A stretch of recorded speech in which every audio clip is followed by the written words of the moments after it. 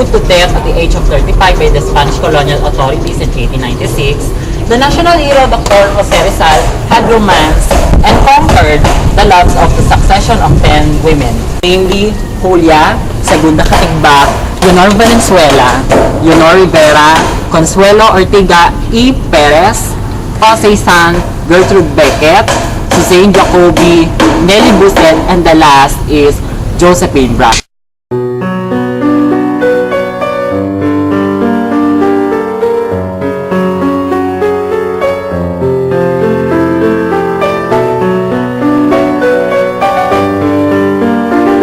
Rizal was only 15 when he first saw Julia by accident in a river in Los Baños a few days after Easter in 1877.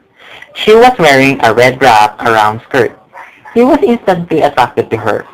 But for lack of subsequent contact, Rizal eventually forgot Julia, whose surname was never known.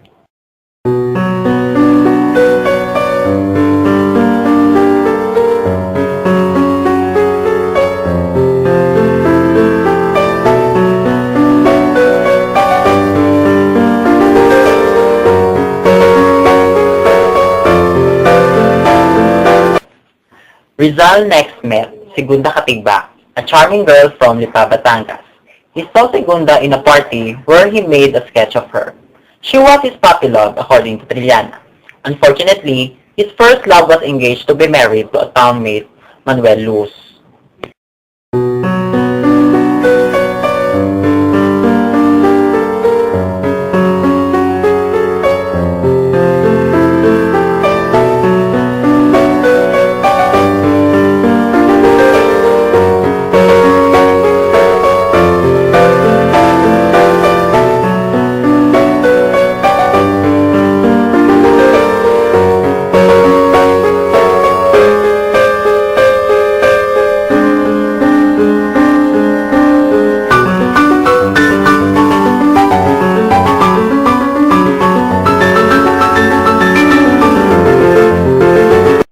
Then came Leonor Valenzuela, a tall girl from Pagsanhan.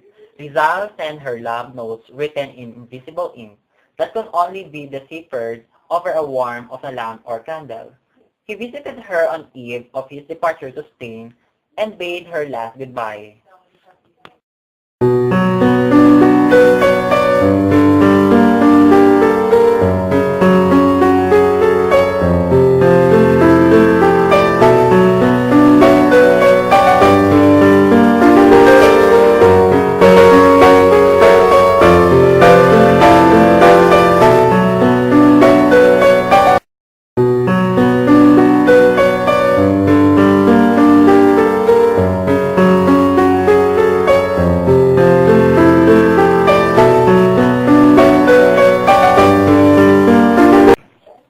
Thinking that Rizal had abandoned her, Rivera sadly consented to marry Henry Keating, an Englishman who was her mother's choice. Rizal was said to have cried shamelessly when news of the wedding reached him.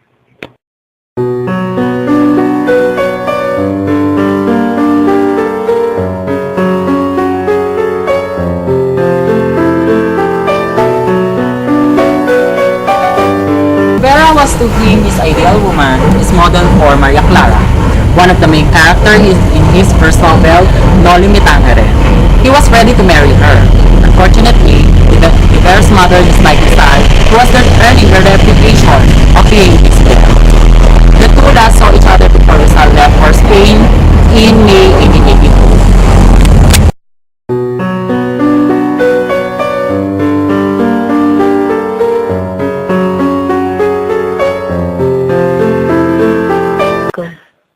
Rizal met Consuelo Ortiga E. Perez, the prettier of Don Pablo Ortiga's two daughters in Madrid. She fell in love with him after only a few days. He dedicated to her a La Señorita COYT, which became one of the best poems.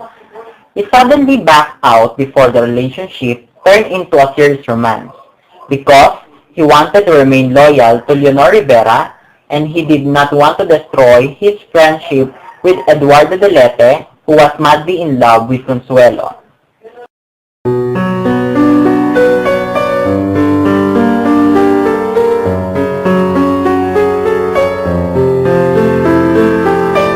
his second trip to Europe in 1888, Rizal stopped by Japan, where he met Jose, a lovely and intelligent daughter of a samurai. If all he wanted was a good life, he would have married Jose-san and stayed on Japan, because a Spanish legation there was offering him a well-paying job. But he left Japan, because he thought he was destined for a greater task in the Philippines, and had to go home. In a letter, he said of her, Jose-san, sayonara. No woman like you has ever loved me.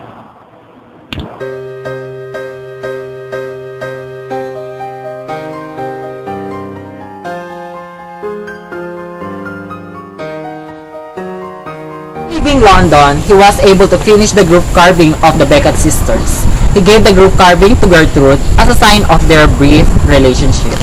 While Rizal was in London annotating the successes de las Islas Filipinas, he boarded in the house of the Beckett family. Within walking distance of the British Museum, blue-eyed and buxom girl was the oldest of the three Beckett sisters. She fell in love with Rizal. Toti helped him in his painting and sculpture, but Rizal suddenly left London to Paris to avoid Gertrude.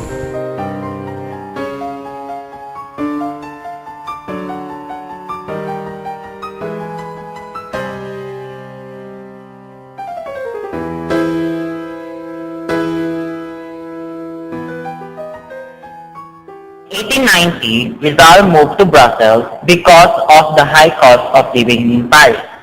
In Brussels, he lived in a boarding house of the two Jacobi sisters. In time, they fell deeply in love with each other. Suzanne cried when Rizal left Brussels and wrote him when he was in Madrid.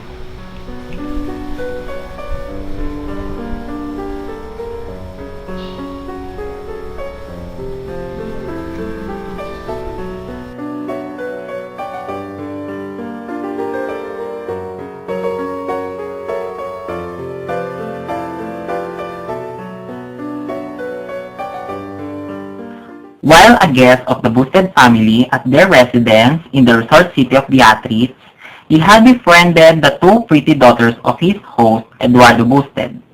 Antonio Luna, also a frequent visitor of the Busteds, courted Nelly, but she was deeply infatuated with Rizal. In a party held by Filipinos in Madrid, a drunken Antonio Luna uttered unsavory remarks against Nelly Busted. This prompted Rizal to challenge Luna into a duel. Rizal and Nelly's love affair unfortunately did not end in marriage. It failed because Rizal refused to be converted to the Protestant faith as Nelly demanded, and Nelly's mother did not like a physician without enough paying clientele to be son-in-law.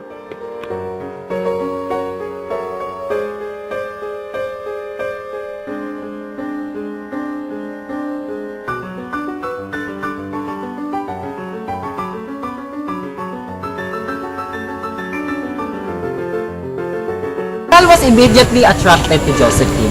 He called her Dulce Extranjera or Sweet Foreigner. The loneliness and boredom of exile may.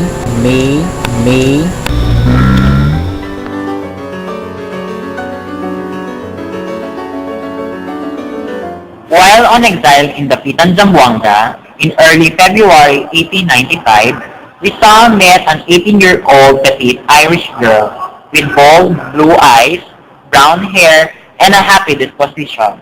She was Josephine Brackett, the adopted daughter of George Hoffer, who had traveled to the Pitan from Hong Kong to have his eye treated by Rizal. Rizal, upon the advice of his family and friends, and with Josephine's consent, took her as his wife, even without the church blessing.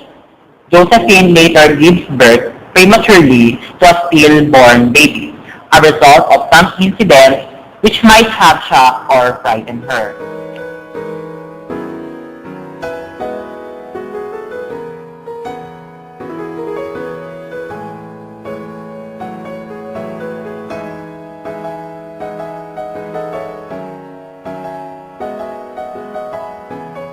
The women came at the varying crossroads in Rizal's life, and with varying passion and devotion, he would remember each in his heart and words.